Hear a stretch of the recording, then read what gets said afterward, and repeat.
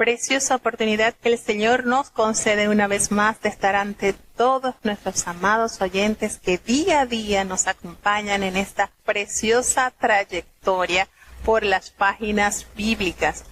Los salmos que corresponden el día de hoy, Salmo 133, 134 y 135.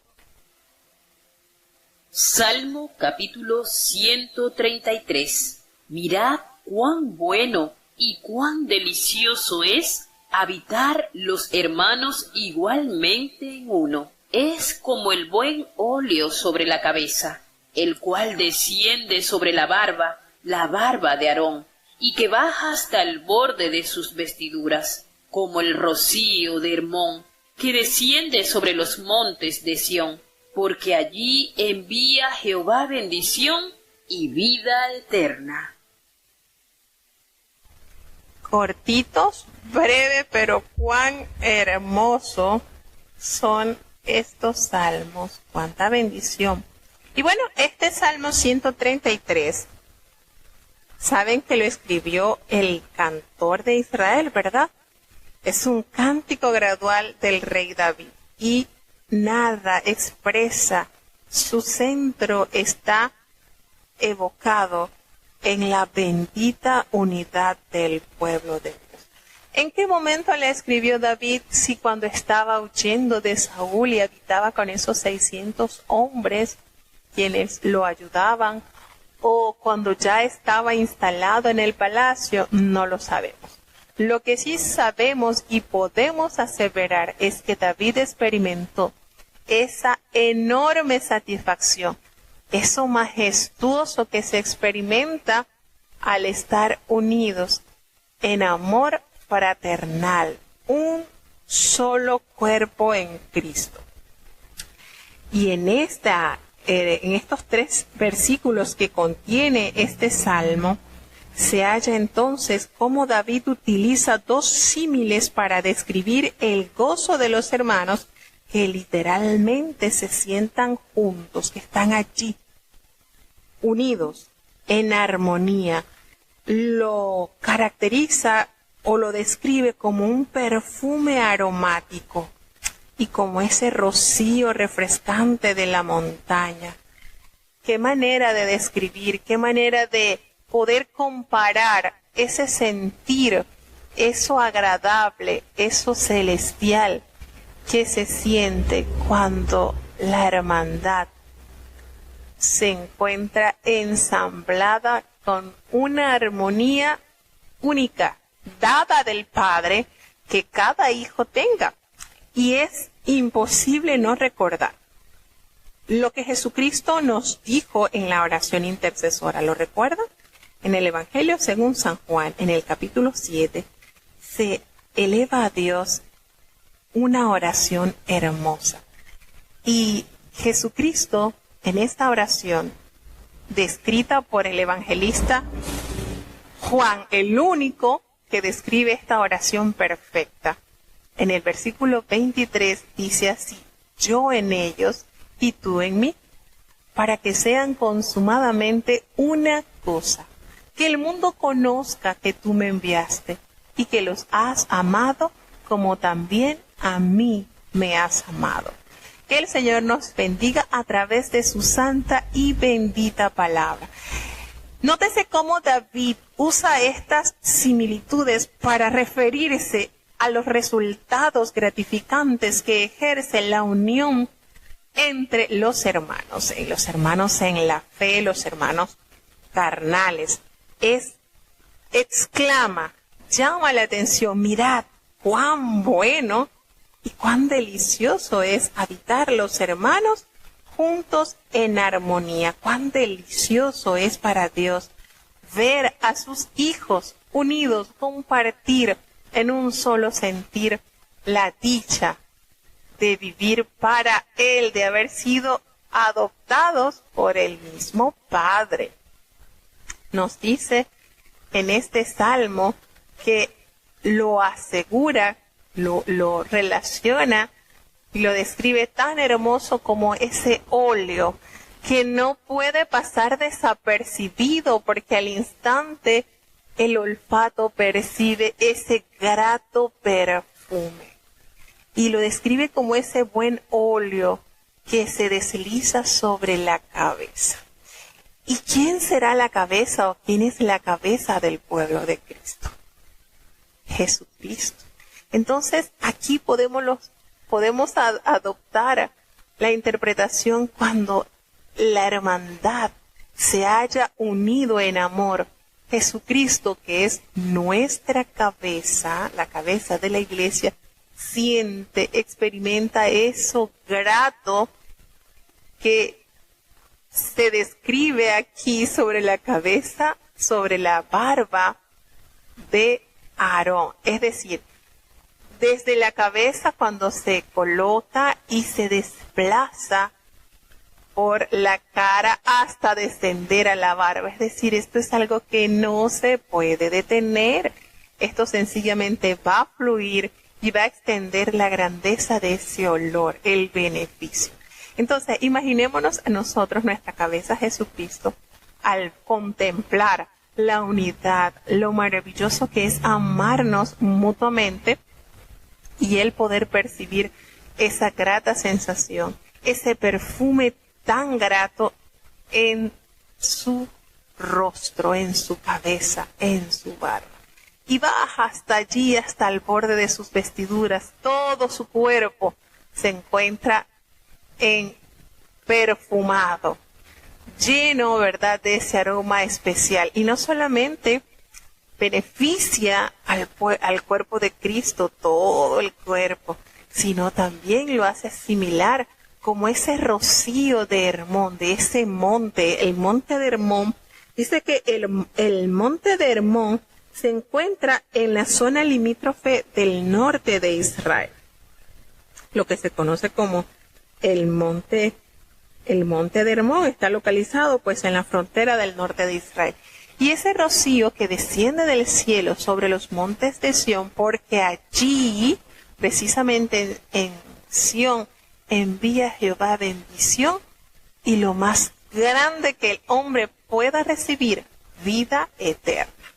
Entonces produce que esos montes, que esas altas montañas se mantengan vestidas de vida, porque precisamente el rocío permite que el pasto renazca, crezca en abundancia en las montañas. Entonces, cuando la iglesia, cuando la hermandad vive ese sentir, esa unión, habitar unidos, no solamente es agradable al Señor, sino aún la misma naturaleza recibe bendición al contemplar y al saborear ese amor fraternal que entre los hijos de Dios hay. Entonces, este salmo nos insta, nos llama a amarnos, nos llama a vivir como Jesucristo le pidió al Padre en la oración intercesora, que seamos una sola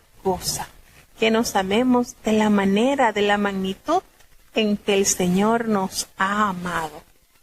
Donde hay amor, no hay espacio para el enojo ni para el rencor, porque el amor hinche todo sentimiento y no hay espacio para nada de esos argumentos y esas malicias que el enemigo trata de minar en el corazón de la hermandad.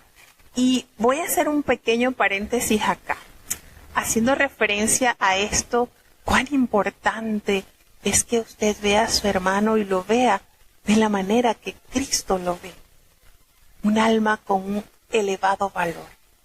Cuando nosotros aprendemos a ver a nuestros hermanos así, no le vemos defectos, le vemos el alto precio que costó redimir su alma.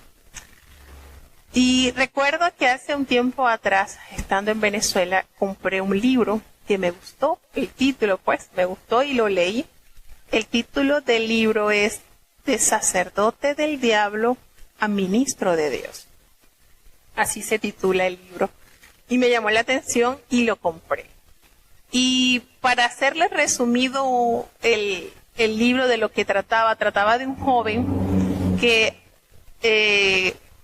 fue muy rebelde y a los 17 años se fue de su casa y cae en manos de una persona que tenía prácticas de la magia negra. Lo instruye y lo lleva a que haga pacto con Satanás. Allá en Venezuela hay unas montañas que se llaman las montañas de María Leonza. Esas son unas montañas donde allí se practican y se hacen cultos a Satanás de un nivel, muy, muy elevado. Y ese joven decide ir a esas montañas. Cuando ellos van a entrar a esa montaña, les cubren la cabeza para que ellos no sepan el camino a donde los van a llevar. Y en ese lugar ellos hacen el pacto con el diablo. Él hizo el pacto temporal, porque está el pacto temporal y el pacto definitivo. Junto con él hicieron el pacto 2 mujeres más. Estas mujeres hicieron el pacto definitivo, él no, él lo hizo temporal. Resulta que a las 2 semanas esas mujeres murieron en un accidente, perdieron sus almas. Él no. Él comenzó a ver cómo el poder que el diablo le había asignado ejercía cada vez más en él. Y entonces, las mujeres que él quería las tomaba, tuvo la oportunidad de transformarse aún de animal, tomar formas de animales. Y él describe la cantidad de cosas que el diablo le permitía hacer. Pero hubo una oportunidad en que le llama la atención una joven. Y esa joven era cristiana. Y ahí fue donde él comenzó a darse cuenta que Satanás no tenía el poder absoluto como él se lo había hecho pensar. Porque él llegaba hasta cierta distancia donde estaba ella y de allí él no podía avanzar, él se congelaba. Ella le hablaba y él al instante quedaba así congelado, paralizado. Y viendo esa limitación que él tuvo con esa muchacha, él habla con el diablo y le dice que por qué él no se puede acercar a ella, si ya él estaba acostumbrado a tener todas las mujeres que él quisiera y hacía cuantas cosas atroces. Y él le dice, mira, ella ora en las madrugadas, ella es una persona que ora mucho. Y entonces le dice, mira, dame 3 meses que yo la meta a ella en discordia, en pelea entre los hermanos. Fíjense. Entonces hago la asociación de este relato que lo leí, este libro lo escribió el muchacho, pues por eso se titula así, de sacerdote del diablo a ministro de Dios, porque él allí narra ese periodo de oscuridad que él vivió y luego cómo Dios lo sacó de ese mundo a través de esa muchacha, Entonces, a donde quería llegar haciendo énfasis en este salmo es cuando nosotros entramos en discordia con nuestros hermanos en la fe, con nuestros hermanos, estamos expuestos a que el enemigo haga con nosotros lo que sea. Por eso el diablo le dijo a él, al muchacho, dame 3 meses que yo meta discordia con ella allí entre sus hermanos en la fe, para que las defensas que el Señor levanta sobre sus hijos entonces caigan y quedamos expuestos. Entonces es de gran importancia que haya esa unión, ese amor fraternal, que nos gocemos, como dice el apóstol Pablo, que nos gocemos con aquellos que se gozan y que lloremos con aquellos que lloran, que seamos eso, una sola cosa, como Jesucristo se lo pidió en oración a su Padre. Entonces es de suma importancia, que en nosotros haya esa necesidad de vivir una vida santa, llena de amor. Porque si nosotros tenemos esas cosas que producen cosas que se van generando con pequeñeces y cuando venimos a ver, ya no queremos ver la cara del rostro de esa persona, solamente al escuchar la voz se nos descompone la mañana, o si estamos en un lugar y llega esa persona ya nos queremos ir porque ya se nos arruinó el día. Entonces allí no hay armonía con nosotros y Dios. Entonces hay que considerar muchísimo esta gran verdad que el Señor nos revela a través de este hermoso salmo, precioso salmo que al ponerlo nosotros en práctica va a haber mucha bendición para nuestras vidas, para la vida de nuestros hermanos. Aún el mundo podrá ver eso diferente, porque precisamente el sello del discipulado es el amor. Es el amor. En esto conocerán todos que sois mis discípulos, dijo Jesucristo. En esto conocerán todos, los que están dentro del pueblo de Dios, los que están fuera del pueblo de Dios, todos. Esto será allí, latente para que todo ojo lo pueda ver. Si tuviereis amor los unos por los otros, y para tener amor debemos estar totalmente unificados, viéndonos así como Cristo nos vio. Salmo capítulo 134. Mirad, bendecid a Jehová, vosotros todos los siervos de Jehová, los que en la casa de Jehová estáis por las noches. Alzad vuestras manos al santuario y bendecid a Jehová. Bendígate Jehová desde Sión, el cual ha hecho los cielos y la tierra. Bueno, tenemos otro salmo que, a pesar de ser solamente de 3 versículos, nos revela grandezas también, como le hemos dicho, ¿verdad? No importa, en la Biblia no importa el tamaño, es la esencia de lo que en ellos nos comunica. Y tenemos en este Salmo 134, no sabemos el autor, pero allí en esos versículos detalla a Jehová alabado de noche en su casa, cuando el pueblo de Dios se reúne a adorar a Dios. Bendecid a Jehová vosotros todos, los siervos de Jehová, todos, que no se quede uno sin exaltar la grandeza y la pureza de su amor. Allí los que en la casa de Jehová estáis por la noche. Qué manera, ¿verdad?, de determinar el tiempo que nosotros invertimos para Dios. A veces nos ataca el cansancio, a veces nos atacan los compromisos, pero qué hermoso nos detalla este salmo, que aquellos que están en la casa de Jehová allí por las noches, alzad vuestras manos al santuario y bendecid a Jehová. Es decir, entreguemos, abandonemos nuestras cargas allí ante la presencia de Dios y bendigamos su nombre, por muy comprometidos o por muy apretadito que tengamos nosotros nuestra agenda de compromiso. No dejemos de congregarnos, no dejemos de estar ante la presencia de Dios. Y usted dirá, bueno, pero es que yo en mi cuarto, en mi habitación, también cierro mi puerta y oro y elevo a Dios.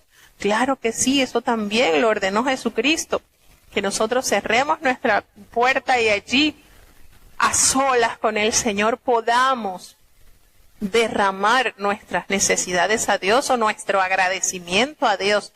Pero recordemos lo que leímos en el Salmo anterior, cuán bueno y cuán delicioso es habitar los hermanos igualmente en uno. Cuando usted se llega a la casa de Dios con ese corazón de adoración, con toda la hermandad, es como que si se uniesen distintos tizones y al estar unidos se enciende una gran fogata donde el fuego de Jehová, el calor espiritual de Dios, se hace permanente. Y esto es palpable, hermanos. Recordemos estos años que estuvimos de pandemia. ¿Cuánto nos hizo falta estar en los atrios del Señor? ¿Cuántos debilitados a consecuencia de la ausencia de ir a congregarnos, de saludarnos, de compartir, de estar unidos? Muchos se alejaron, muchos fueron presa fácil del enemigo. Otros aprendimos a valorar más ese tiempo en el templo y no ponemos excusas para no asistir al lugar de adoración, porque es un encuentro, un lugar de encuentro, de citas con el Señor, donde tu hermano, donde tus parientes en la fe están con la misma meta que tú. Llegar a ese punto donde Dios nos quiere llegar. Entonces, es de suma importancia el congregarse. Y el apóstol también nos hace recomendación que no dejemos de congregarnos como muchos tienen por costumbre. Usted no sabe si cuando un hermano se levanta a cantar un himno, en ese himno está la respuesta a una petición. Usted no sabe si en una oración elevada a Dios de uno de sus hermanos, de sus hermanas, puede llegar a sentir esa paz y ese alivio que tanto anhela su alma. Usted no sabe si en un escrito, si en la predicación, si en una historia bíblica narrada por los niños, Dios le dé a usted lo que tanto su alma necesita. Entonces, no dejemos de congregarnos. Que el Señor nos bendiga y que nos permita, ¿verdad?, mantenernos siempre obedientes a su voluntad. Y cierra este salmo al referirse: bendígate Jehová desde Sión, allí, porque el Señor ha hecho los cielos y la tierra, la majestad de Dios. Cuánta grandeza en la obra hecha de nuestro amado Dios. Alzando vuestras manos, la manera en que nosotros podemos muchas veces derramar nuestras cargas, soltar nuestras cargas. Y esto pues, este Salmo 134, este Salmo 134 ya es el último de los cánticos graduales. Cierra acertadamente con la bendición de los peregrinos que han viajado a Jerusalén para las fiestas. La bendición completada totalmente se halla en el libro de Números, en el capítulo 6 del versículo 24 al 27. Jehová te bendiga. Jehová te bendiga. Cuando usted entiende lo maravilloso y lo que aumenta sus fuerzas, el estar en el santuario, en el lugar de Dios, hermanos, usted no va a hallar excusas para no asistir.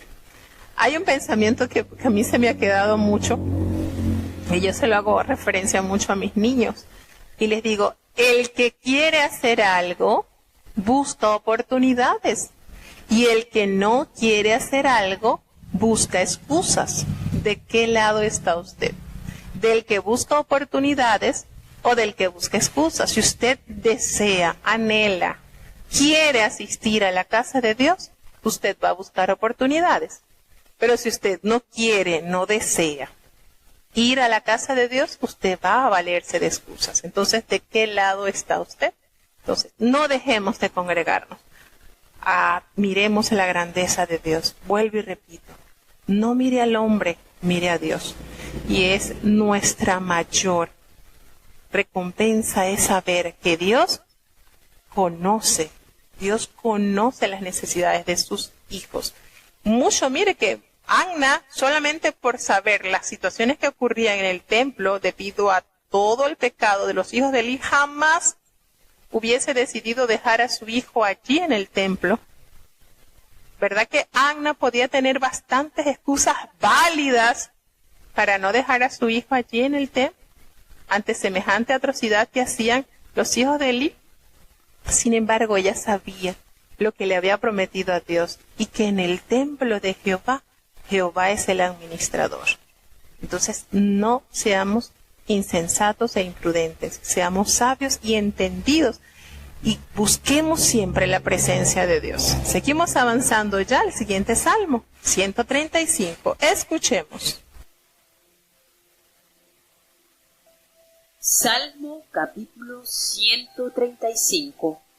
Alabad el nombre de Jehová.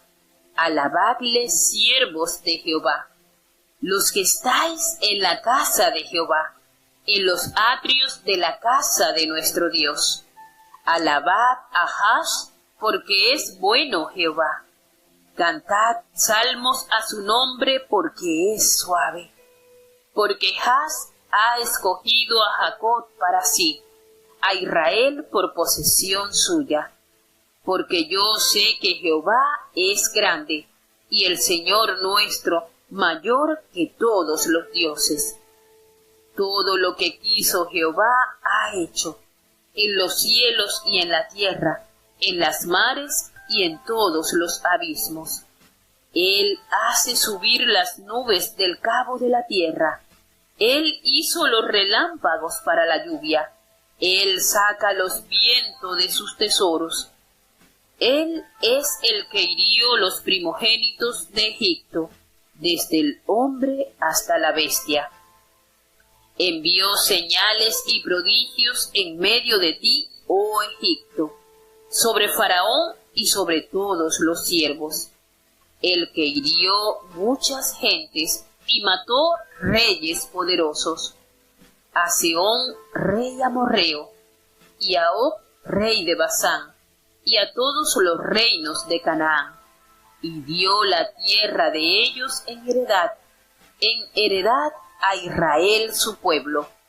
Oh Jehová, eterno es tu nombre, tu memoria, oh Jehová, para generación y generación, porque juzgará Jehová su pueblo, y arrepentiráse sobre sus siervos. Los ídolos de las gentes son plata y oro, obra de manos de hombres. Tienen boca y no hablan, tienen ojos y no ven, tienen orejas y no oyen, tampoco hay espíritu en sus bocas. Como ellos son los que lo hacen, todos los que en ellos confían. Casa de Israel, bendecid a Jehová. Casa de Aarón, bendecid a Jehová. Casa de Leví, bendecid a Jehová. Los que teméis a Jehová, bendecid a Jehová. Bendito de Sión Jehová, que mora en Jerusalén. Aleluya. Bueno, este salmo ya contiene un poquitito más de versículos, pero vamos a detallarlos. Y nos pregunta acá, revisando el chat, pregunta el hermano Juan Carlos, que cómo nosotros podemos bendecir a nuestro Dios. Y bueno, una de las cosas que más nos insta los salmos es que nosotros desde el fondo de nuestra alma elevemos a Dios bendición. ¿Y cómo? Bueno, recordemos el Salmo 103. Bendice, bendice alma mía a Jehová, y bendigan todas mis entrañas su santo nombre. Recordemos que cuando nosotros tenemos esa marca de Dios, ese estándar de la fe, cuando nosotros tenemos una vida pura, íntegra, cuando nosotros procuramos alcanzar ese punto que el Señor nos ha dado, nosotros estamos con nuestra vida, con nuestros pensamientos, con nuestros labios, con nuestros pasos, bendiciendo el nombre del Señor. ¿Por qué? Porque en nosotros se hace notorio, se hace palpable la obra de redención que Él ha hecho con nosotros. ¿Quiénes son los que bendicen a Jehová? Esa alma agradecida, esa alma que reconoció de qué lugar el Señor lo sacó o la sacó. Y en nosotros no está el mirar para atrás, como dijo Jesucristo. Cuando nosotros miramos para atrás, no nos hacemos no aptos para entrar al reino de los cielos. ¿Y cómo es mirar para atrás? Si el Señor nos sacó del lodo, del fango, del pecado, de allí nos trajo, nos lavó, nos santificó. ¿Cómo bendigo yo al Señor por eso que Él hizo en mi vida? No a pagarlo, porque jamás podremos pagar la salvación. No, nunca, jamás podemos pagar la salvación. Pero cómo bendecimos, cómo agradecemos, cómo hacemos notar efectivamente ese agradecimiento y ese temor reverencial, porque es un temor reverencial, a través de la vida pura y santa que debemos llevar. Cuando usted camina conforme a la ley del Señor, cuando usted se deleita en obedecer, en guardar su palabra, en elevarle a Dios la más linda oración, la más hermosa alabanza, y no porque tengamos una voz bonita, pero cuando usted lo hace reconociendo la grandeza y la majestad de Él, su alma bendice a Dios, su espíritu se regocija en Él. Y esto, por supuesto, es tomado de parte de Dios como un olor grato ante su divina presencia. Entonces, ¿de qué manera bendecir a Dios? Viviendo conforme a su voluntad, que nuestros actos sean enteramente dirigidos por Él y para Él. que en nosotros el caminar, mire, esto es tan completo, que cuando nosotros bendecimos a Dios en nuestras vidas, esto abarca todo, hermano, abarca nuestra conducta, abarca nuestro vocabulario, abarca nuestra vestimenta, abarca nuestro modo de alimentación, todo. El Señor está íntegramente en nuestras vidas. El Señor ha sido tan, pero tan detallista con sus hijos, que Él se preocupa por cómo vestimos, cómo comemos, qué comemos. Todo, hermano, esto abarca todo. Pero cuando usted entiende que su Padre, Dios, está al tanto de todo esto y detalladamente cuida cada detalle, usted se deleita en obedecerlo. Y su vida, viviendo a la voluntad de Él, bendice el nombre de Jehová, porque en usted van a ver la esencia de Dios en su vida. Espero que me haya entendido, hermano. ¿Me expliqué o no me expliqué? Usted me dice. Así que, bueno, seguimos entonces con este hermoso salmo, el Salmo 135, que tampoco dice quién haya sido el autor. Sin embargo, es un salmo de alabanza a Dios en la creación y la redención. La redención, ¿ustedes saben qué es eso? Redimir, pagar un precio para obtener algo. El Señor pagó el más alto precio para redimir nuestras almas. Tenemos entonces en este precioso Salmo 135 que eleva a Dios. Alabad el nombre de Jehová, alabadle.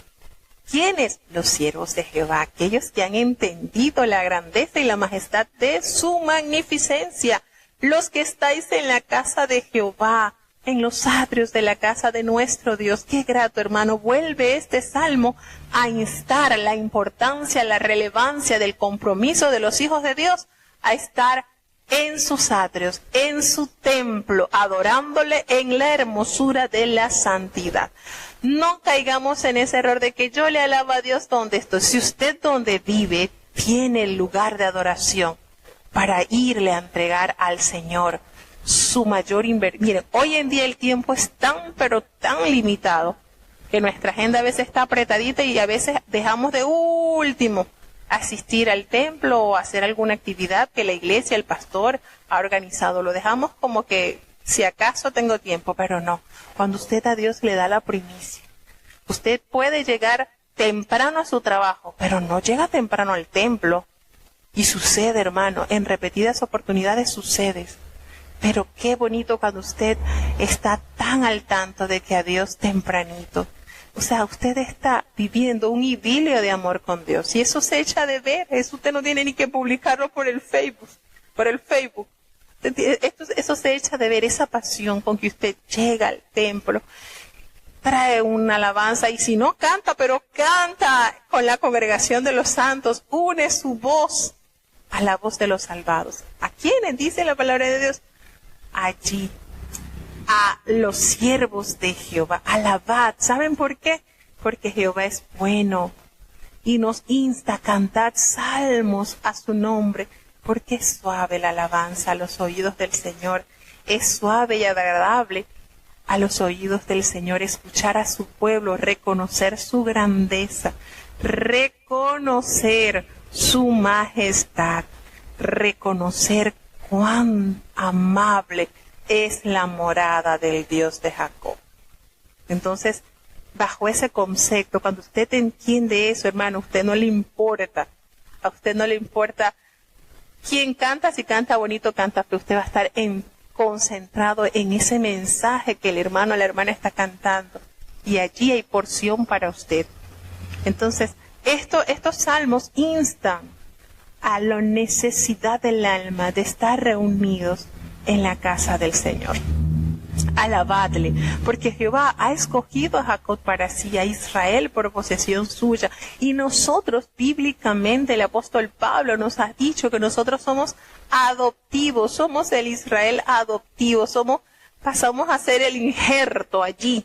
Nosotros pasamos a ser, no por obras de justicia, sino por su grande e inmensurable amor que ha tenido para con sus hijos. Entonces, esto es de suma relevancia para los hijos de Dios, porque Jehová es grande. Él es nuestro Señor y es mayor que todos los dioses. Como lo dice el Salmo 115, los dioses son obras de hombre. Ellos tienen ojos, pero no ven. Tienen oídos, pero no oyen. Tienen pies, pero no caminan. La gente tiene que llevarlos cargados, porque no tienen la capacidad de caminar. Son obras de hombre, pero nuestro Señor es grande, es mayor que todos los dioses, porque el Señor todo lo que quiso hacer, lo hizo. Hizo los cielos, hizo la tierra, hizo los mares y todos los abismos. La majestad de su creación nos detalla la grandeza de su amor. Él hace subir las nubes de allá del cabo de la tierra y hace los relámpagos para la lluvia. Y Él saca los vientos de sus tesoros. El Señor tiene de sus tesoros, envían los vientos. Y nos benefician los vientos, por supuesto, la naturaleza, todo esto. Entonces, en este salmo se detalla la relevancia de la adoración dentro del pueblo de Dios, en la casa de Dios. Y resalta la majestuosidad plasmada por su poderosa mano en la creación, en la tierra, en el cielo, en lo profundo de la mar. Y no solamente eso, sino que recuerda la grandeza, las proezas que hizo Jehová cuando hirió los primogénitos de Egipto, desde el hombre hasta la bestia, cumpliéndose así la sentencia dada a Jehová por boca de Moisés. Todo se cumplió y envió grandes señales y realizó elevados prodigios en medio de su pueblo allí, en esa tierra, en ese país Egipto, y sobre Faraón y sobre toda la corte de Faraón.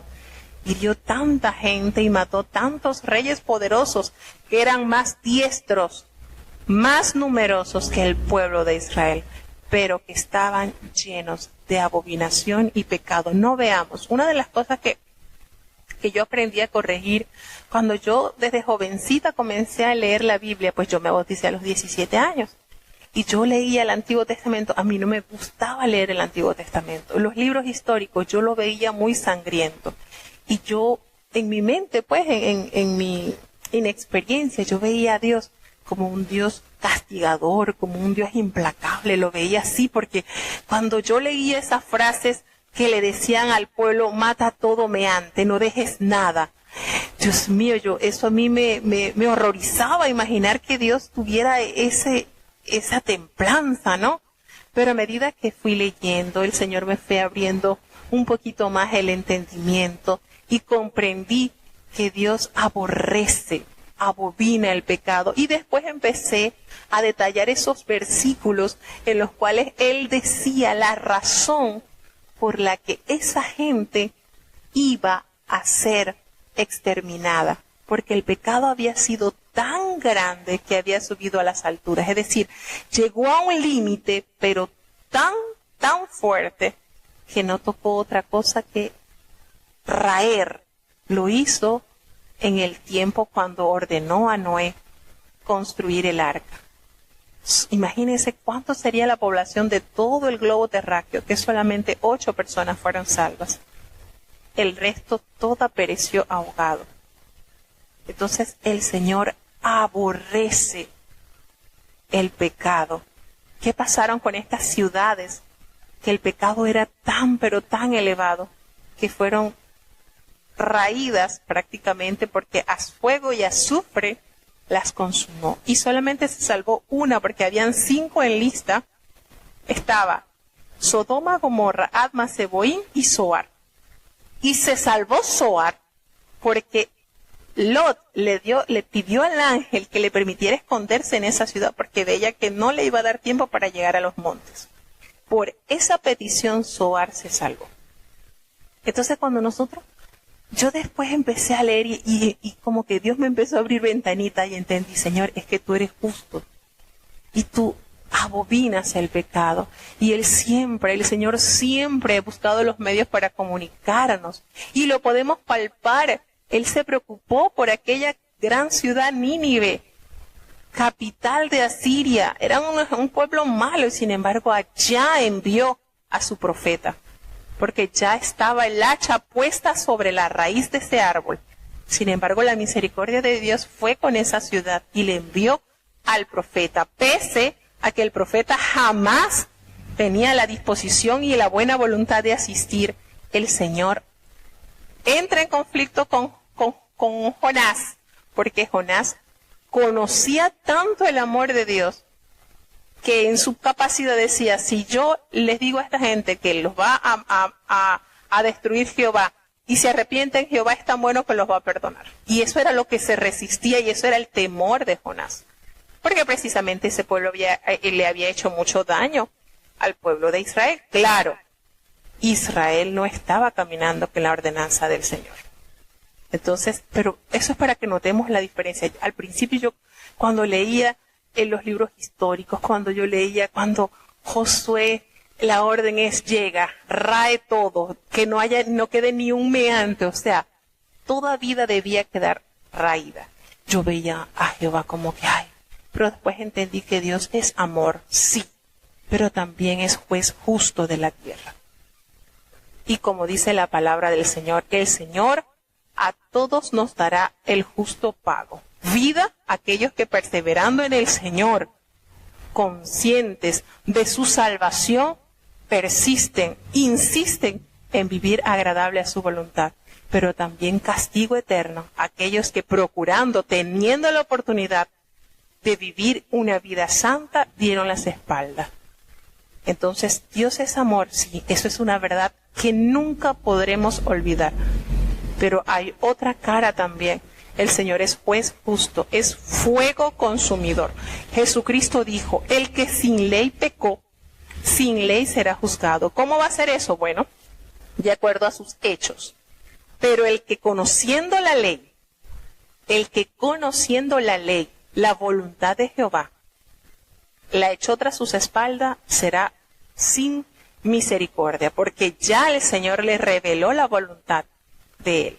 Entonces, es triste que conociendo la voluntad de Dios, preferimos distraernos y echar hasta nuestras espaldas lo que es la voluntad de Dios. En el hombre uno dice, le comentaba en estos días a los niños, le decía, el hombre muchas veces se vale de la corrupción para hacer cosas y para entrar desapercibido o hacer algo, pero con el Señor no será así. Porque en la vida eterna no la tendrá el que ha hecho, aquí en Panamá le dicen el juega vivo. El juega vivo es que tú eres más habilidoso que los demás y ganas o haces o consigues aun cuando no lo merecía. Entonces aquí le dicen el juega vivo, ¿no? Que voy a jugar vivo pero igualito voy a tener la salvación. No, eso es lo bueno. Con el Señor así no funcionan las cosas, porque el Señor pesa nuestros corazones, sabe quiénes somos, cómo actuamos. Y una de las cosas más lindas que nosotros podemos palpar en eso es la carta que el Señor le envió a cada iglesia, a esas 7 iglesias del Apocalipsis. Usted nota allí cómo el Señor conoce todo, y lo describe y le dice, mira, tienes esto, estás fallando en esto. Si tú no corriges aquí, no vas a tener lo que te prometí. Entonces tenemos que ser cuidadosos. Tenemos que ser muy cuidadosos en eso, porque el Señor nos ama. De eso no podemos tener duda. Pero así como Él entregó todo por nosotros, Él espera que nosotros entreguemos todo por Él. Así como Él dio lo más, despojó el cielo de lo más valioso, su Hijo, y lo entregó por nosotros, Él también espera que nosotros despojemos de nuestra vida lo más vil y lo peor que tengamos de nuestras vidas, para poder ser agradables a Él. Es decir, Él hizo su parte, ahora queda de nosotros hacer nuestra parte también. Y lo que nos falte, entonces el Señor, en su amor, lo completará porque Él es nuestro abogado. Ahorita Jesucristo es nuestro abogado. Ahorita es nuestro abogado, quien nos defiende, quien está intercediendo por nosotros. Ahorita, pero llegará el tiempo cuando ya sea el final de los tiempos, que ya no será nuestro abogado, entrará nuestro juez. ¿Y quién podrá mantenerse en pie, hermanos? Entonces, hay que meditar mucho en esto. En este salmo, él hace un recordatorio de las grandezas que hizo Jehová en medio de su pueblo, como a Sehón, el rey de los amorreos, como a Og, rey de Basán, y todos los reinos que ocupaban Canaán fueron despojados de todas esas tierras por su pecado, no porque el Señor haya sido injusto y ellos vivían conforme a la voluntad de Dios, pero le cayó bien Israel, entonces los sacó a ellos y ubicó a Israel. No, el Señor no funciona así. Ellos fueron perversos. Estos habitantes de los cuales Dios los despojó usó de herramienta a Israel para limpiar la tierra. Pero no fue que Dios, que agarró y desocupó la tierra, estos pobres habitantes que eran buenos, que eran bondadosos. No, eso no fue así.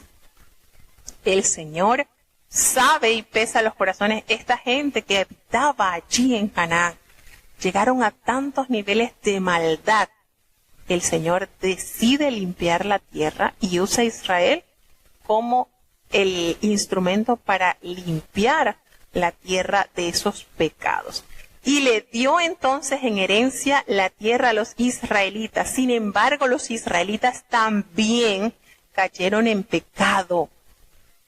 Hicieron prácticas y abominaciones que ya también hacían esta gente.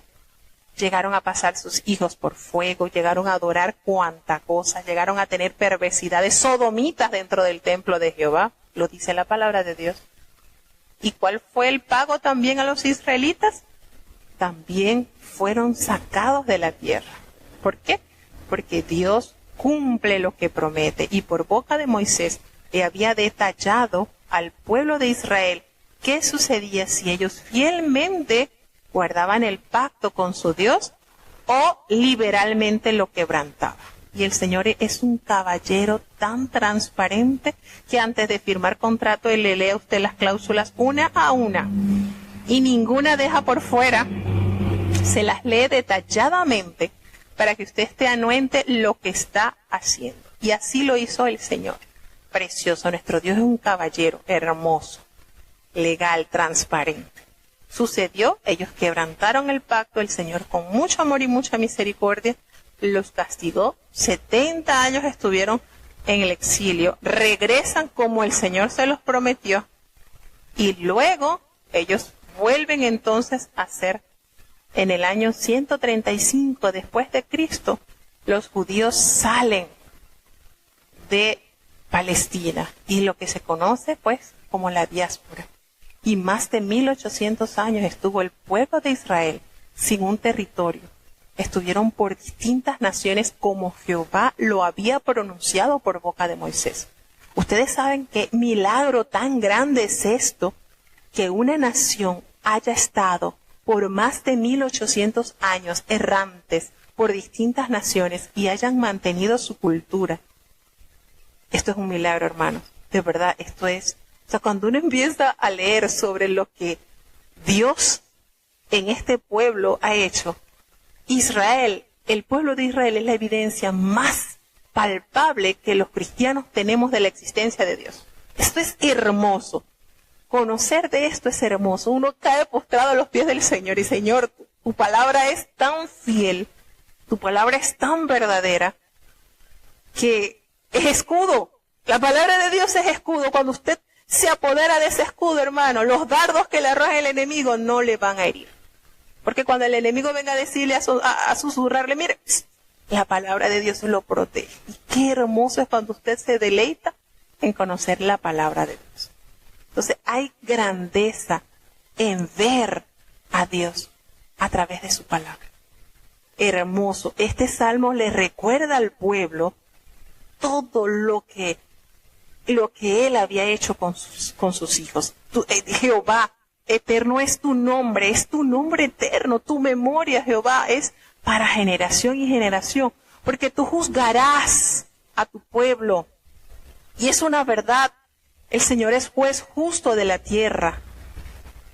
Él es fiel, su palabra es eterna, tiene cumplimiento. Debemos acercarnos a Él confiados.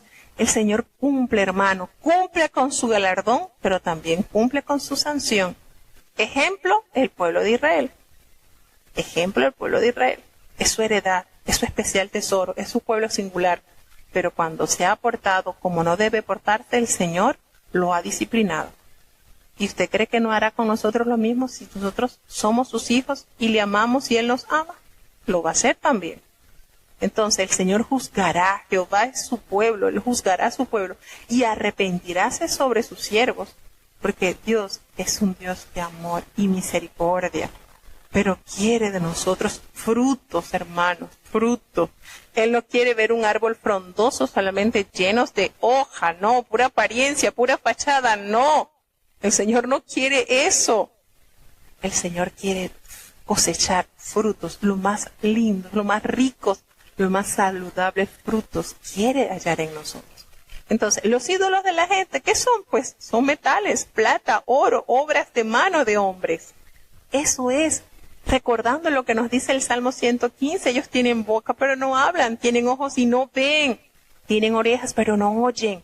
Tampoco hay en ellos espíritu, no lo hay. Entonces, ¿por qué claudicar? Ahorita nosotros podemos decir, bueno, pero nosotros no tenemos un ídolo ni adoramos a nadie así.